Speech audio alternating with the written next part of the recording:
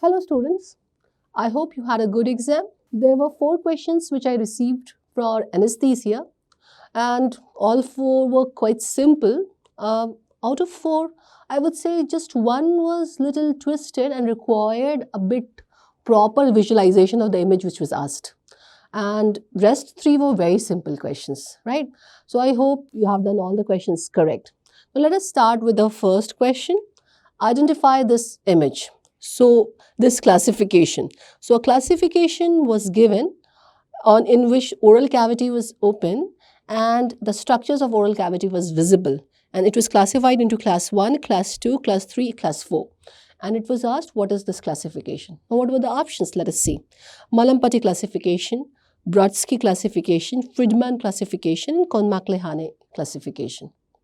Now, what is Mallampati classification? Mallampati classification is pre-anesthetic evaluation of predicting difficulty in intubation.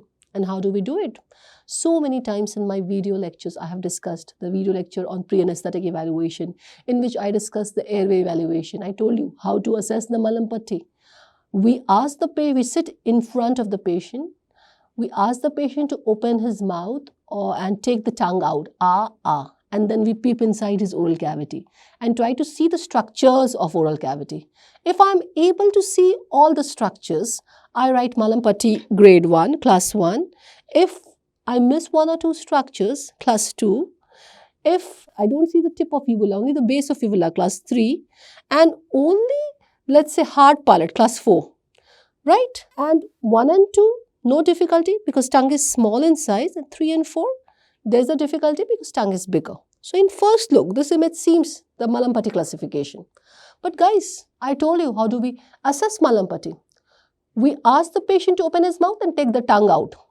So this tongue has to come out of the oral cavity. Yes, this tongue has to protrude out of the oral cavity. And then we have to see the structures of oral cavity.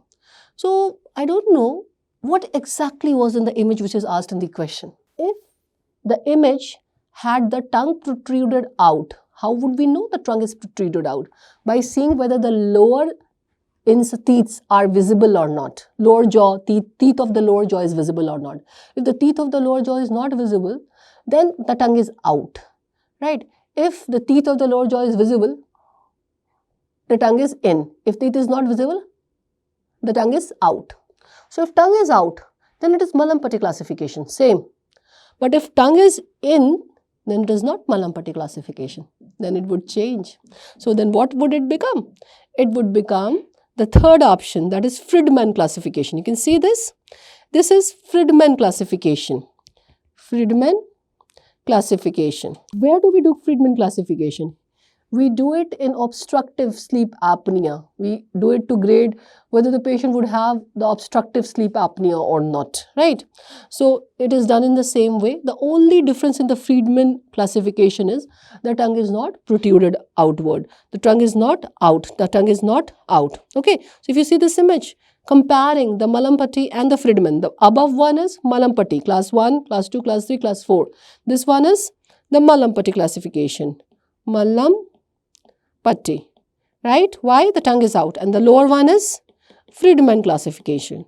So guys, if the question would have been very simple and Friedman classification would not have been in the option, then it was a very simple question, Mallampati classification. But when Friedman classification is in the option, then you have to see the position of tongue. And if tongue is inside, then it is Friedman. And if it is protruding outside the oral cavity, then it is Mallampati. Got my point? And Friedman classification is done in obstructive sleep apnea. Obstructive sleep apnea. Okay?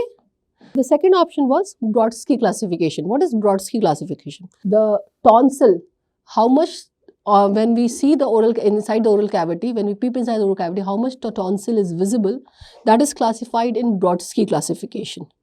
Brodsky classification, right? You can see in the figure, let's say class 0, tonsil has been surgically removed, no tonsil. In class 1, the tonsil is visible, but it is hidden by the tonsillar pillars. Class 2, the tonsil is just up to tonsillar pillars. Class 3, the tonsil is let's say, crossing the tonsillar pillars, and class 4, tonsil extend to midline. Okay. Now this is done to see the tonsillar hypertrophy. Classify the tonsillar hypertrophy. Okay. And this is also used in obstructive sleep apnea. Obstructive sleep apnea, to predict the risk associated with obstructive sleep apnea. If tonsil is hypertrophied, again there would be a risk of obstructive sleep apnea. If tongue is big, again there would be a risk of obstructive sleep apnea. So Brodsky classification and the Friedman classification is used in obstructive sleep apnea. Friedman to see the size of tongue and Brodsky to see the tonsillar hypertrophy. And Mallampati classification is, so many times we have discussed, pre-anesthetic evaluation. Pre-anesthetic evaluation for predicting difficulty in intubation. Okay. Okay, guys. You know, Mallampati classification has also been used in obstructive sleep apnea, alright, to see the risk of obstructive sleep apnea. Got my point? The only thing, the difference image of the two classification, the Mallampati and the Friedman, is the position of tongue. Tongue out, it is Mallampati. Tongue inside oral cavity, it is Friedman classification. So I am leaving to you what was the image. If the image was the above one, it would be Mallampati, the answer. And if the image was the below one, that is the tongue inside the oral cavity, it would be Friedman classification. And the last option, Konmak-Lehane. Konmak-Lehane is the classification to predict difficulty in intubation. It is laryngoscopic view of glottic opening. So it is not the view of oral cavity. Rather, when we put laryngoscope inside the oral cavity and how much the glottic opening is visible, that is Konmak-Lehane grading. So it is laryngoscopic view of glottic opening, right?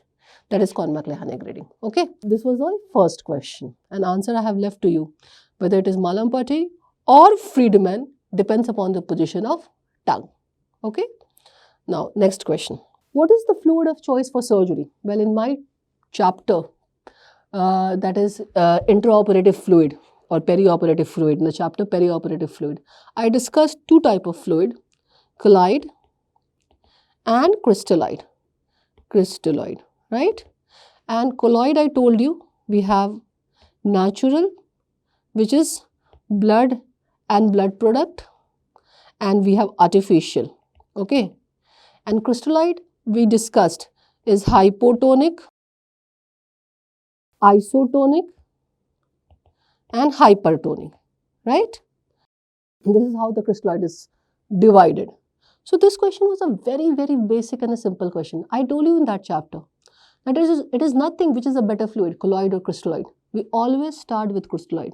And once enough crystalloid is given, then we switch to colloid. So what is the fluid of choice for surgery? So we always start with crystalloid. There is no question of starting with colloid. We always start with crystalloid. And when a substantial amount of crystalloid has been given, then we go to colloid. So answer has to be crystalloid. Blood is a colloid. Now colloid is a colloid. And FFP is a natural colloid. Got my point? So answer has to be crystalloid. Well, if this question would have been a little more difficult, if they would have tried to make it more difficult, they would have, let's say, asked in which crystalloid, which is the best fluid of choice for surgery. So I told you the crystalloids is divided into hypotonic, isotonic and hypertonic. The hypotonic crystalloid, that is 5% dextrose, etc., they are not used in perioperative period or intraoperative period because let's say the dextrose gets metabolized and then it becomes free water, does not remain in intravascular space. So it cannot be used to maintaining the volume, intravascular volume, etc. So it's not used. Hypertonic, that is 3% normal saline or 6% normal saline, they can be used because they are hypertonic, so they can pull the interstitial fluid into intravascular space, but they are not used routinely. Well, when the patient is in shock or something like that, then we can use them, but not routinely. What is routinely used? Isotonic. Isotonic fluids like normal saline, right? Normal saline, and isotonic fluid like Ringer's lactate. Ringer's lactate. See, Ringer's lactate, if they ask the best fluid to be used in intra-op condition, I would go for isotonic crystalloid, and in isotonic crystalloid also Ringer's lactate. This is most physiological fluid, and this is the fluid of choice, right? Fluid of choice, and this is the fluid we start with. If this is not in the option, I would go for normal saline, right? So remember, isotonic crystalloid is the first fluid which we always use in intra-op, during surgery, or during perioperative condition, or in wards, right? So this is the best fluid to maintain the intravascular volume. Okay, now coming on the third question, again a very simple question which I have discussed so many times in my topic ACLS. Which of the following is not used in advanced cardiac life support system? They have this time asked on drug. They are always asking one question on ACLS, and this time they had asked on drug. Which of the following is not a drug of ACLS? Now option A, adrenaline, option B, amiodarone, option C, soda bicarb, and option D, high voltage defibrillator, right? So let us talk about ACLS, advanced cardiac life support. I told you, management of cardiac arrest in advanced cardiac life support system is divided into two, depending upon the type of rhythm, shockable and non-shockable. So we discussed in our topic ACLS in detail that shockable rhythms are ventricular fibrillation and pulseless ventricular tachycardia, and non-shockable rhythms are asystole and pulseless electrical activity. So what are the intervention which we do in shockable rhythm apart from compression and ventilation? So we do compression and ventilation, that we give high quality compression ventilation, and apart from, in both we give compression and ventilation, right?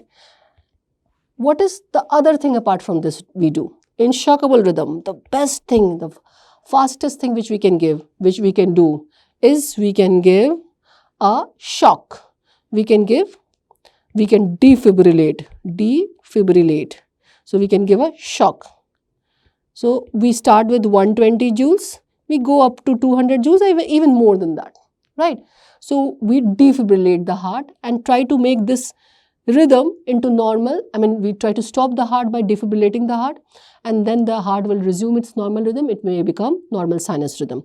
Apart from this compression, ventilation and defibrillation, the emergency drugs we use emergency drugs. What are the emergency drugs which we use in shockable rhythm? Two important drugs, adrenaline and amiodarone, right? Adrenaline and amiodarone. Adrenaline always 10 milligram, 1 in 10,000 dilution. We repeat every 3 to 5 minutes. Amiodarone only 2 doses. First 300 milligram followed by 150 milligram, only 2 doses. So these are the two emergency drugs we use. If I don't have amiodarone, then I can use, instead of amiodarone, as an alternative, I can use lidocaine in dose 1 to 1.5 milligram per kg body weight, and then the half dose, okay? And if I see the rhythm as torsades de pointis, right? I see the rhythm of the cardiac arrest, that is pulseless ventricular tachycardia, as torsades de pointis, then we can give magnesium sulfate, right? Which is the definitive management of that kind of rhythm. Now, this two, lidocaine and magnesium sulfate, these are used only in specific condition. If amiodarone is not there, then lidocaine and magnesium sulfate in specific condition. What are the two most important drugs of managing the shockable rhythm? Adrenaline and amiodarone. Okay. What about non-shockable rhythm apart from compression and ventilation? In non-shockable rhythm, we never defibrillate. Defibrillation is not done. And in emergency drug, the only one drug which we use is adrenaline, only adrenaline. No amiodarone, no any other drug. Got my point? So only adrenaline is what we are using in non-shockable rhythm as the emergency drug. Got my point? So in this question, sodium bicarbonate is there. The sodium bicarbonate is not the routine emergency drug of ACLS, right? So it has to be in the answer. Previously, when the patient used to go into cardiac arrest, people used to give all kind of drugs like calcium gluconate, sodium bicarbonate, and whatever used to, atropine, whatever used to come in their mind. No, nowadays the management is very specific and you have to follow the guideline.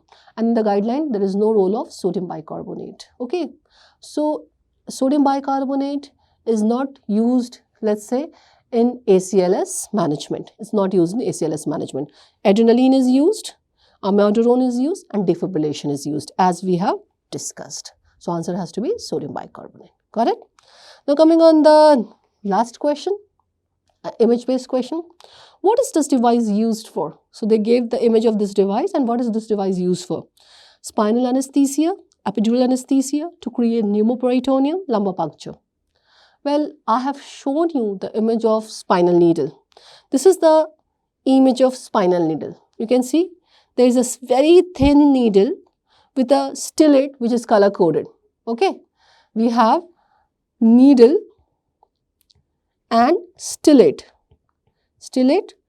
right, which is color coded, and this is the hub, and it is divided into two types, dura cutting or dura splitting, depending upon the end of the needle, right? That is pencil tip, that is dura splitting, this is dura splitting, and the very sharp end, that is dura cutting. So this is the spinal needle. This is used for spinal anesthesia. This is epidural needle. Again, we have a needle which is marked 1 centimeter gradation on it, and we have a stellate and we have a hub. Okay, this needle is used for epidural anesthesia. Through this needle, this is the most common one which we use is 2 His needle. Okay, through this needle we can put catheter. Okay, this is epidural needle. Okay, now this is lumbar puncture needle. This is full steel needle with a steel stellate inside it. This was the older version of lumbar puncture needle.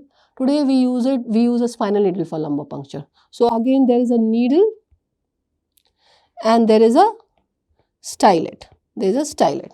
Got it? So what was the needle asked in question? This was the needle. Now, does not this needle seem different from the 3 needle which I showed you for the 3 option, that is A, B and D? This needle, you can see, is a steel needle which has a trocar. This is coming. This is not stellate. This is coming out of the, let's say, the outer portion of the needle. This is trocar. This is trocar needle. Okay, trocar needle. Through this trocar needle, we go in the peritoneum. Then we take the stellate out. And this is the point where we attach tubing and we give gas from the cylinder. And we create a pneumoperitoneum. This is called Verey's needle. You can see this. This is trocar with a stellate inside it. We attach the tubing. We attach the tubing for giving the gas. This is called Verey's needle. Verey's needle. And this is used to create pneumoperitoneum. Got it? So this was asked in the exam. What is this device used for? This device is used to create pneumoperitoneum for laparoscopic surgery. For lap surgery. Got my point? Spinal anesthesia. This is the spinal needle. This is the spinal needle. A needle with a stellate. It is not trocar, right? Needle with a stellate. This is epidural needle, thin needle with markings on it. Okay. This is needle with a stellate. And this is lumbar puncture needle. They don't have any port for insufflating the air. It doesn't have any port for insufflating the air. This also doesn't have any port for insufflating the air. This also does not have any port for insufflating air. But this Verey's needle, it has a port for insufflating the air. So this is how we recognize it. So this is our Verey's needle to create pneumoperitoneum for laparoscopic surgery. So these were the 4 questions. So very quickly, I would just tell you the answers of all the 4 questions. So first question was, identify this classification. Now depending upon the tongue in or tongue out. Malampatti if tongue is out. Friedman if tongue is inside. Got it? Okay. Next, what is the fluid of choice for the surgery? Answer has to be crystalloid. If they want to be more specific, best crystalloid is Ringer's lactate, RL, the most physiological fluid. Okay. Then, which of the following is not used for ACLS? The answer is sodium bicarbonate, adrenaline amiodarone, and defibrillation. All three used for your shockable rhythm of cardiac arrest, and adrenaline only as the emergency drug used for non-shockable rhythm of cardiac arrest. But sodium bicarbonate as such has no indication in managing cardiac arrest. And the fourth, what is this device used for? This device is used, this is a Veress needle used to create pneumoperitoneum for the laparoscopic surgery. So these were the 4 simple questions which was asked from anesthesia. I hope you have done good and marked all 4 right, all 4 correct. See, if you see, the last question was from my clinical video in which I showed different type of needles. I very particularly showed you the spinal and the epidural needle. So definitely this image, that there were 3 options. If you have not seen a Veress needle also, the spinal needle, you know how it looks, the epidural needle, you know how it looks, and the lumbar puncture needle is same as the spinal needle. So it would have been a simple question if you could have played the odd man out and you could have answered this needle to create pneumoperitoneum for laparoscopic surgery. Then in ACLS, in our topic ACLS, we have discussed the drugs which we use specifically for ACLS management, advanced cardiac life support, managing a cardiac arrest patient. And then we have already discussed in perioperative fluid, what is the fluid we use initially for any in perioperative period, that is crystalloid. And of course, Malampati classification, that was little twisted question. Well, you have to be very specifically look for the position of the tongue. It would have been a simple question if Friedman would not have been in the option, but Friedman classification was in the option. Then little bit question became complicated, right? So these were the 4 questions. Thank you.